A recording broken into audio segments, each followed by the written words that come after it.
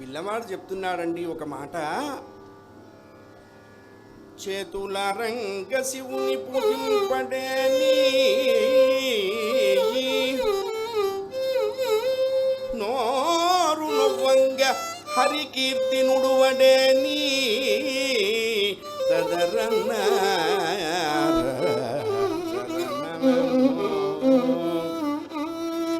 దయయు సత్యంబు లోనుగా దలుపడేని, కలుగ నేటికి తల్లుల కడుపు చేటు. జై బోలో భక్తవత్సల భగవానికి.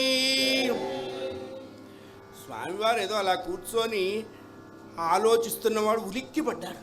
రే, ఎక్కడిదిరా ఈ పద్యం, ఎందులోదిరా, ఎక్కడి నుంచి గ్రహించావురా? నేను చాలా పుస్తకాలు చదివాను, నాకెక్కడా దొరకలేదురా.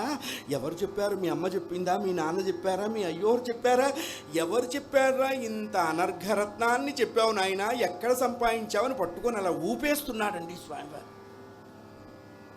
నాకు కడుపు నిండా అన్నం పెట్టడమే కాదురా, చెవికి కావాల్సింది ఇచ్చావురా నాయన, ఎవరు చెప్పారా, ఎవరు చెప్పారా అని స్వామివారు కంటికి మంటికి ఏకధారగా ఏడుస్తున్నారు. ఆ పద్యాన్ని వినేటప్పటికల్లానే ఆయన ఒళ్ళు తడిసిపోయిందండి.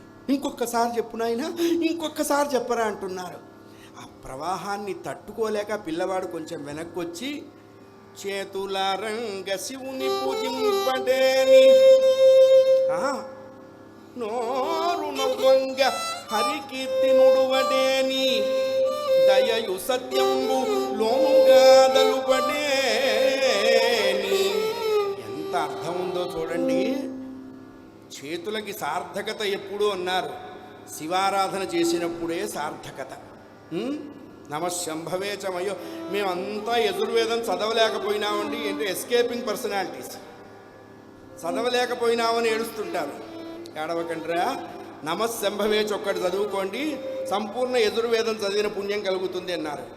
యజుర్వేదం చదువుకోని వాళ్ళకి చెప్పారు కానీ చదువుకున్న వాళ్ళకి చెప్పాలి. వాళ్ళు మొత్తం చదవాల్సిందే. ఏం చెప్పినా ఇదే ఇబ్బంది వస్తుంది.